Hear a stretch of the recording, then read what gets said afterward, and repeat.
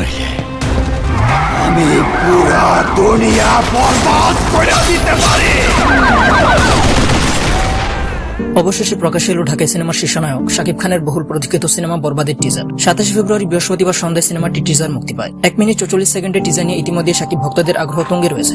যে টিজারে শাকিব খানকে দেখা গেছে ভয়ঙ্কর এক রূপে, যে শাকিব ইদিকার জন্য সবকিছু বরবাদ করতে পারেন। টিজারে নজর কেড়েছেন মিশা সওদাগর। চিন্তিত অবস্থায় দেখা গেছে তাকে। অ্যাডভোকেট চরিত্রে দেখা যাবে শহীদুজ্জামান সেলিমকে। টিজারে কলকাতার অভিনেতা যিশু সেনগুপ্তকেও দেখা গেছে। মেহেদী হাসান হৃদয় পরিচালিত বরবাদ সিনেমার মোশন পোস্টার প্রকাশ করা হয় গত বছরের 28 ডিসেম্বর। আগামী ঈদ উল ফিতরে বাংলাদেশ সহ বিশ্বব্যাপী মুক্তি পাবে সিনেমাটি।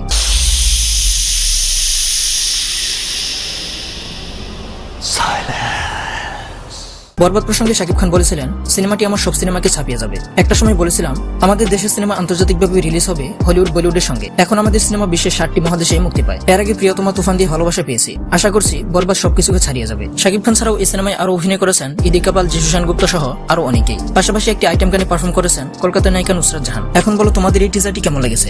আমি যদি আমার কথা বলি তাহলে বলবো একেবারে অসাধারণ। এমন লোকে শাকিব খানকে আগে কখনো দেখা যায়নি।